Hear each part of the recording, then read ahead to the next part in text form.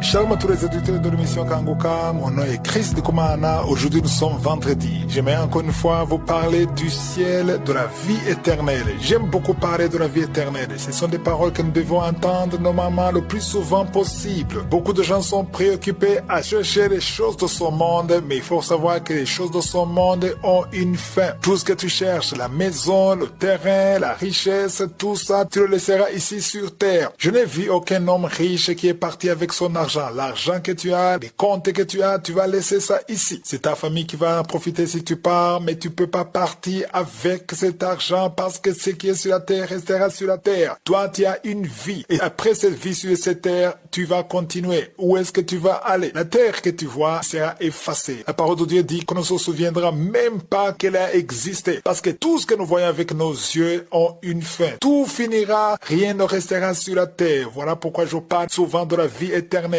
La vie éternelle, c'est la chose la plus importante qu'il faut parler parce que c'est pour ça que nous sommes ici. Oui, nous sommes ici, nous devons vivre, tu vas travailler, tu vas chercher comment vivre, mais il faut savoir qu'il y a une fin. L'argent que tu cherches, ça sera juste temporaire, mais il y a une fin, il y a une autre vie après cette vie sur cette terre. Aujourd'hui, nous allons lire dans Apocalypse 7, verset 9. Apocalypse chapitre 7, verset 9, il est dit, après cela, je regardais et voici, il y avait une grande foule. Ici, c'est Jean qui a eu la révélation de ce qui va se passer après la résurrection, après le jugement. Il a vu une grande foule que personne ne pouvait compter. J'aime beaucoup ça. Personne ne pouvait compter. Ce n'était pas 1 milliard, ce n'était pas 2 milliards, ce n'était pas les 8 milliards que nous avons aujourd'hui sur la terre. Personne ne pouvait compter cette foule parce qu'il y avait toutes les nations. La parole de Dieu dit qu'il y avait toutes les nations. Donc la foule était composée de toutes les nations. Ça dit que n'importe quel pays qui vient dans ta tête, il y avait l'Europe, il y avait la France, il y avait la Belgique, il y avait le Congo, il y avait des Camerounais, il y avait des Sénégalais, il y avait des Béninois, il y avait tout le monde. Ça, c'est très encourageant. Le ciel est ouvert à tout le monde. Au ciel, il n'y a pas de racisme. Au ciel, il n'y a pas de tribalisme. Parce qu'ici, au verset 9, il est dit de toutes les tribus. Ça dit toutes les tribus étaient au ciel. Il a vu que parmi les gens qui étaient là, il y avait tout le monde. Il y avait les Wolofs, il y avait les Zoulous, il y avait les Baruba, il y avait les Kassaïens, il y avait les Fans, il y avait tout le monde. Il y avait des Ougandais, il y avait des Kenyans. Ça dit que la porte du ciel est ouverte à tout le monde, tout peuple. Je suis en train de lire le verset 9, tout peuple, toute langue. Ils se tenaient devant le trône et devant l'agneau, revêtus de robes blanches et des palmes dans leurs mains. Quand on parle de robes blanches, ça dit qu'ils ont été blanchis. Ils n'étaient pas parfaits, mais ils ont été blanchis, justifiés, purifiés par le sang de Jésus. C'est ça qu'il faut retenir. Si tu acceptes Jésus, si tu décides de te repentir, tous les péchés que tu as commis seront effacés et tu seras blanchi avec une robe blanche, comme si tu es saint, comme si tu n'as jamais fait de mal. J'aime beaucoup vous parler du ciel parce que j'ai tellement envie d'y être. C'est l'endroit que je souhaite à tout le monde. Le ciel, c'est l'endroit le plus confortable, là où il n'y a pas de douleur, il n'y a pas de pleurs, il n'y a pas de regrets, il n'y a pas de culpabilité. Parce qu'ici sur la terre, personne ne peut être satisfait. Tu vas chercher des choses, tu es content pendant un court moment, mais après ça va finir. Même si tu trouves le meilleur repas, tu vas manger, tu seras content, tu seras rassasié, mais le lendemain, tu auras encore faim. Peu importe la beauté de la nourriture, c'était bon, c'était vraiment délicieux, mais le lendemain, tu auras faim. C'est pas seulement pour la nourriture. Tout ce qui est sur la terre, tout ce qui est sur cette terre, rien ne dure. Tout ce que tu veux, le plaisir que tu cherches, les choses qui sont précieuses pour toi, c'est temporaire. Ça va finir. Même une chanson que tu aimes, que tu écoutes souvent, tu vas te lasser de cette chanson parce que c'est comme ça. Les choses du monde ne durent pas. Maintenant, je te parle des choses qui vont durer pour l'éternité. Si vous sautez au verset 16, toujours dans Apocalypse 7, verset 16, il a dit, ils n'auront plus faim. Parce que maintenant, tu peux avoir faim, mais au ciel, tu n'auras pas faim. Ils n'auront plus soif et le soleil ne les frappera point. Il n'y aura pas de sueur, il n'y aura pas de chaleur, il n'y aura pas de fatigue. J'ai entendu des gens qui disent qu'ils aimeraient voir leur maison au ciel, ils aimeraient voir leur chambre. Il n'y aura pas de chambre parce qu'il n'y a pas de fatigue. Tu vas dans une chambre, sur un lit, dormir parce que tu es fatigué, mais au ciel, on n'aura pas besoin de lit parce qu'on ne sera pas fatigué. Il n'y aura pas de nuit. Ça sera le jour, ce sera la lumière de Dieu qui va illuminer tout le monde qui sera au ciel. C'est l'endroit que je te souhaite d'être. Tous ceux qui m'écoutent, je te souhaite d'être au ciel. Au verset 17, il est dit, car l'agneau qui est au milieu du trône les pètera et les conduira aux sources des eaux de la vie et Dieu essuiera toutes larmes de leurs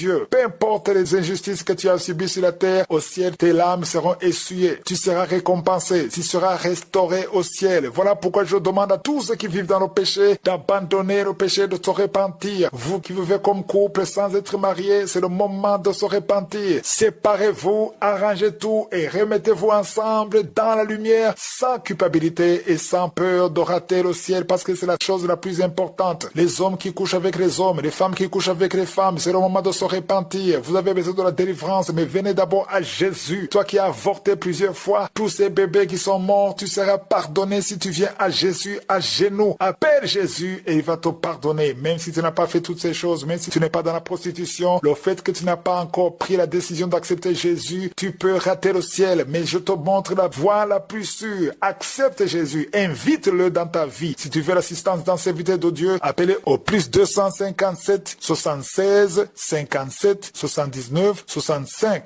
Pour ceux qui résident aux États-Unis ou au Canada, vous pouvez appeler au 613 462 93 52.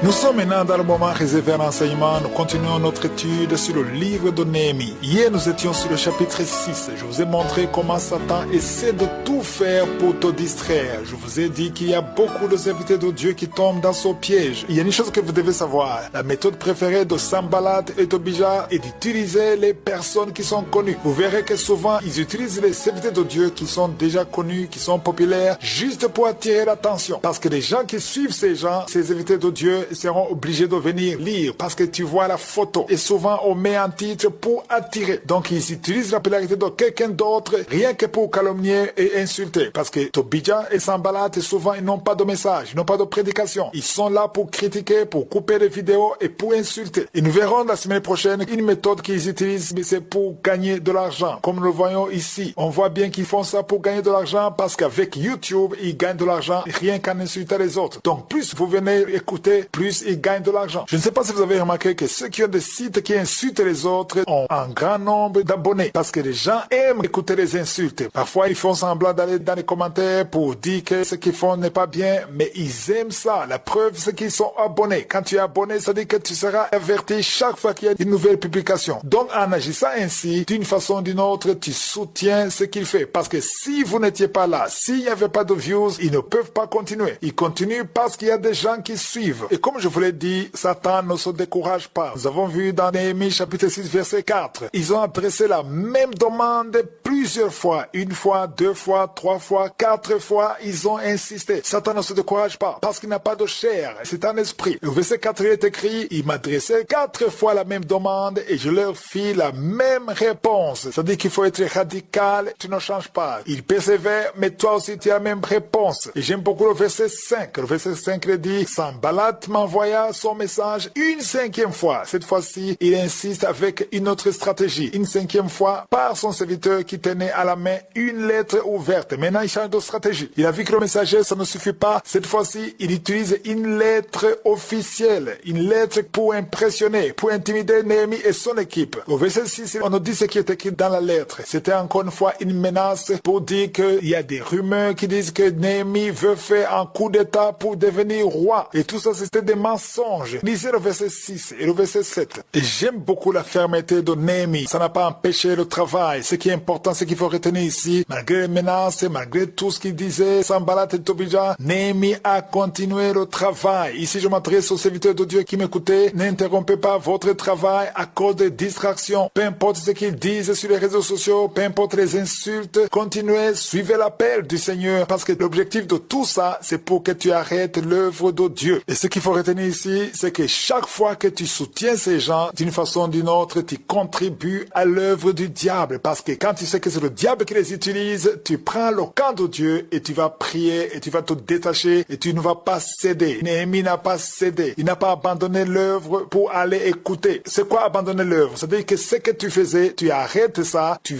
vas cliquer, tu vas lire la vidéo pendant 10 minutes, pendant 15 minutes et tu écoutes des mensonges qui glorifient Satan alors que que tu sais que ce n'est pas de Dieu. C'est pour cela qu'il faut fermer la porte. Il ne faut pas suivre ces gens. Il faut chercher des serviteurs de Dieu qui prêchent la vérité. Ils ne sont pas nombreux, mais il y en a. Il y a des serviteurs de Dieu sur les réseaux sociaux qui prêchent la vérité, une parole qui transforme. N'allez pas suivre les insultes et les calomnies. Cherchez des serviteurs de Dieu qui vous prêchent la parole qui transforme et qui va vous permettre à grandir spirituellement. Mais quand tu passes ton temps à lire ces vidéos, à écouter ces mensonges, tu es en train de perdre du temps et d'une façon ou d'une autre, il y aura toujours un impact sur ton âme, sur ton esprit, que tu le veuilles ou pas. Parce que quand tu prends le temps pour écouter des mensonges du diable, il y a quelque chose qui se passe entre toi et cette image. C'est pour cela qu'il ne faut pas se souiller. C'est ça la sanctification. Les chrétiens, on les appelle les saints. Parce que quand tu es saint, tu es mis à part. Et j'aime beaucoup la réponse de Néhémie au verset 8. Quand on nous parlait du coup d'état, des menaces, il a dit, ce que tu dis là n'est pas, c'est toi qui l'inventes. Alléluia. J'aime beaucoup la fermeté de Néhémie. C'est vrai que parfois ce qu'ils disent est vrai, mais la plupart des choses qu'ils disent, ce sont des mensonges, ce sont des choses qu'on a inventées. La semaine prochaine, je vais continuer. Je vous demande de lire d'avance le chapitre 7 et le chapitre 8. Comme vous le savez, les vendredis, j'aime vous parler de la repentance et de la préparation pour aller au ciel. C'est très important qu'on se rappelle qu'il y a un ciel. Nous sommes ici sur la terre, mais il y a le ciel que Dieu a préparé pour tous ceux qui croiront en son Fils Jésus-Christ. Le ciel est là, il est préparé pour ceux qui vont croire à Jésus parce qu'il y a un seul moyen, un seul chemin pour aller au ciel et c'est en croyant au nom de Jésus. Personne ne sait quand il mourra. Tu ne sais pas quand tu vas mourir, mais un jour tu sortiras de son corps et c'est mieux de te préparer. Parmi tous ceux qui m'écoutent, il y a ceux qui ont la grâce de se rappeler de ces paroles pendant qu'ils sont sur le lit de l'hôpital. J'ai appris qu'il y a ceux qui sont morts, mais avant de mourir, ils se sont rappelés de toutes ces paroles et ils ont pris le temps de se repentir, d'accepter Jésus parce qu'ils connaissaient la vérité, mais ne voulaient pas se repentir. Mais c'est quand ils ont remarqué qu'ils allaient mourir. Je connais des gens qui sont partis de cette façon, se sont rappelés de toutes ces paroles. Ils ont eu l'opportunité de se repentir. Mais ceux-là, ils ont eu cette opportunité. Ils ont eu cette chance de se repentir avant de mourir. Mais est-ce que toi, tu es sûr que tu auras cette opportunité? Parce que tu entends ces paroles chaque vendredi. Tu entends ça chaque vendredi, mais tu ne te repens pas. Mais tu ne sais pas le jour où tu quitteras son corps. Voilà pourquoi il faut être préparé chaque jour. Ne dis pas que tu es jeune. Même si tu es jeune, même si tu es fort, tu ne sais pas combien d'années il te reste sur la terre. Et tu ne sais pas quand Jésus va venir pour prendre son église. Donc il faut toujours te préparer, être sûr que si Jésus revient, être sûr que si tu meurs à tout moment, tu vas au ciel. C'est la meilleure garantie sur la terre. Il y a des gens qui ont une garantie de l'argent, des choses matérielles, mais la meilleure garantie, c'est la garantie d'aller au ciel. Pas parce que tu es bon, pas parce que tu es parfait, mais parce que tu es pardonné et justifié par le sang de Jésus. Aujourd'hui, nous allons lire dans 1 Thessaloniciens 5, verset 23. C'est un verset que certains ignorent, parce que la plupart des gens croient que ce qui est important, c'est que le cœur soit sanctifié, que l'âme et l'esprit soient sanctifiés. Mais ce verset nous montre ces trois choses qui doivent être sanctifiées. Quand Jésus viendra, il veut voir trois choses sanctifiées. Je vais lire le verset 23. Il est dit que le Dieu de paix vous sanctifie lui-même tout entier et que tout votre être, l'esprit, l'âme et le corps soient conservés irrépréhensibles lors de l'avènement de notre Seigneur Jésus-Christ. Donc ici, on parle de trois choses. On parle de l'esprit, on parle de l'âme et on parle du corps. Même le corps doit être sanctifié. Je vais d'abord expliquer le mot sanctification. Qu'est-ce que la sanctification? Être sanctifié, ça veut dire être mis à part. Si on parle de quelqu'un qui est saint dans la Bible, ça ne veut pas dire quelqu'un qui est parfait. Ça veut dire quelqu'un qui est mis à part. Quelqu'un qui a accepté Jésus. Parce qu'à partir du moment où tu acceptes Jésus comme ton Seigneur et ton Sauveur, tu es à part. Tu es différent des autres parce que tu ne comptes plus sur toi-même. Tu ne comptes plus sur ton argent. Tu ne comptes plus sur ta force. Tu comptes sur Jésus. Il devient ton maître. Il devient le Seigneur de ta vie. Voilà pourquoi les chrétiens sauvés, on les appelle des saints. Et si on dit que ton corps est sanctifié, ça dit que ton corps ne t'appartient plus. Ça, c'est très important. Beaucoup de gens disent que Dieu ne s'intéresse pas au corps, mais la parole de Dieu nous montre que quand Jésus viendra, il faut que le corps aussi soit sanctifié. On parle de trois choses. L'esprit doit être sanctifié, l'âme doit être sanctifiée et le corps doit être sanctifié. Ne dis plus que ton corps t'appartient parce que ton corps, c'est le temple de Dieu. Tu peux pas faire tout ce que tu veux avec ton corps parce que ton corps, c'est une propriété de quelqu'un d'autre. Toi qui loues une maison, il y a un propriétaire de cette maison que tu payes chaque mois. Donc le propriétaire de maison, c'est le seul qui a le pouvoir de faire ce qu'il veut dans cette maison, changer de chambre. Il peut même détruire cette maison parce que ça lui appartient. Mais toi, tu n'as pas le droit de détruire la maison. Tu n'as pas le droit de modifier le plan de la maison parce que ce n'est pas ta maison. Donc Donc quand tu vas faire ce que tu veux avec ton corps, ça dit que ça ne plaît pas au propriétaire du corps qui est Dieu le Tout-Puissant. Ton corps est le temple de Dieu. Quand tu fais la fornication ou l'adultère comme tu veux, ça dit que tu es en train d'abîmer le temple de Dieu. Et Dieu est jaloux. Ne fais pas ce que tu veux avec ton corps. Sanctifie ton corps. Mais que son corps soit mis à part pour la gloire de Dieu. Que ton âme, ça dit dans ton âme, il y a tes pensées, il y a tes émotions. Tout ce qui compose l'âme doit être sanctifié. Ça dit tes pensées doivent être sanctifiées. Tes paroles doivent être sanctifiées. Tes décisions doivent être sanctifiées. C'est ça que Jésus veut. Toi qui vis dans le péché, c'est le moment de te repentir. Il y a 2 filles qui ont fait beaucoup d'avortements qui m'écoutent. C'est le moment de vous repentir et d'accepter Jésus comme votre sauveur. Une femme qui trompe son mari, des maris qui trompent leur femme. Repentez-vous et acceptez Jésus. Même toi qui dis que tout va bien dans ta vie, tu as tout ce qu'il te faut, mais il te manque une chose, il te manque Jésus. Peu importe l'intelligence que tu as, mets-toi à genoux, appelle Jésus dans ta vie. Les hommes qui couchent avec les hommes, les femmes qui couchent avec les femmes, les couples qui vivent sans être mariés, c'est le moment de vous repentir, d'avoir la garantie d'aller au ciel. Mets-toi à genoux, appelle Jésus. Si tu veux quelqu'un qui t'assiste, appelle au plus 257 76 57 79 65. Ceux qui sont aux États-Unis ou au Canada, vous pouvez appeler au 613 462 93 52.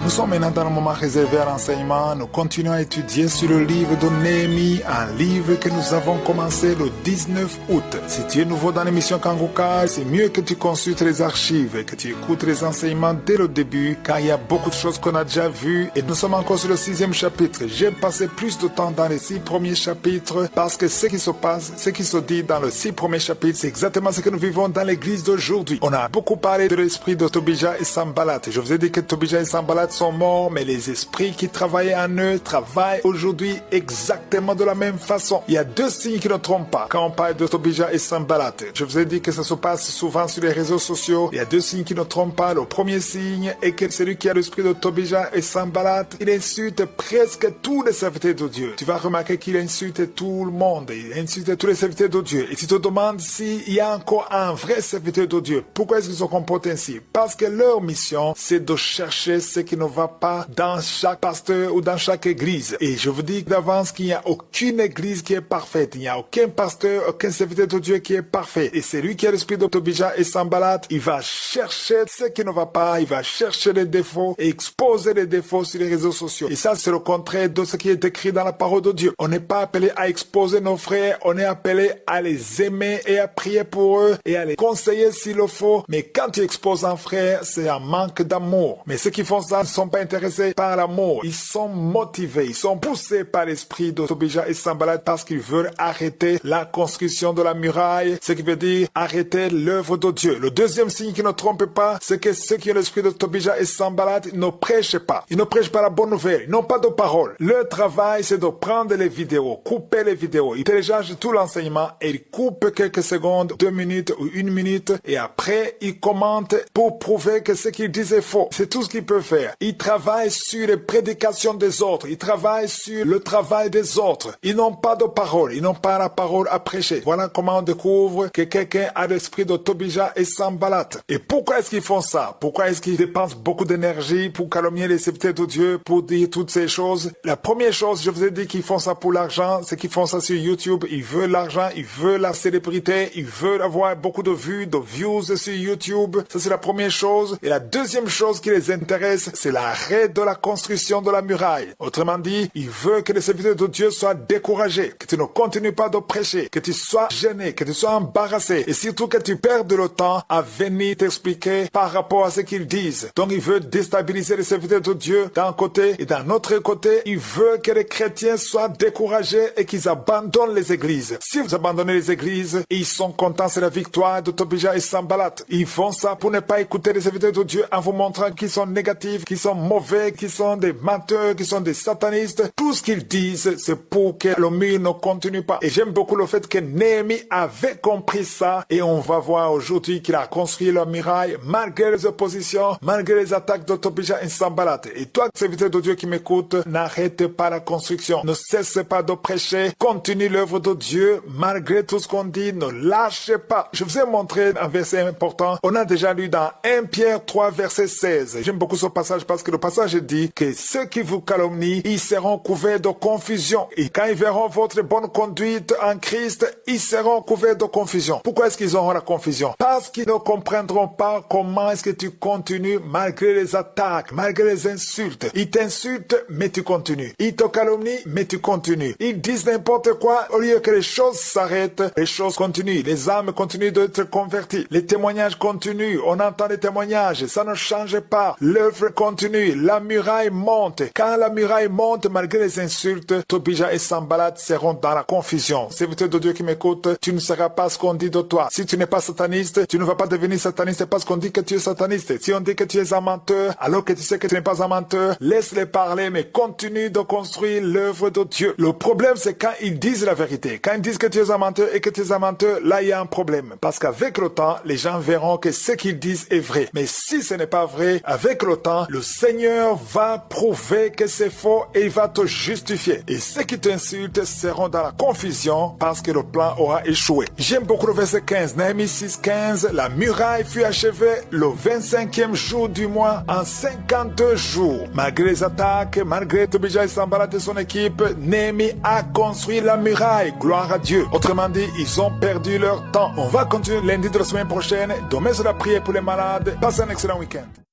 J'espère que vous avez été édifiés. N'oubliez pas de cliquer sur la cloche afin d'être averti chaque fois qu'une nouvelle émission est postée. Soyez abondamment bénis.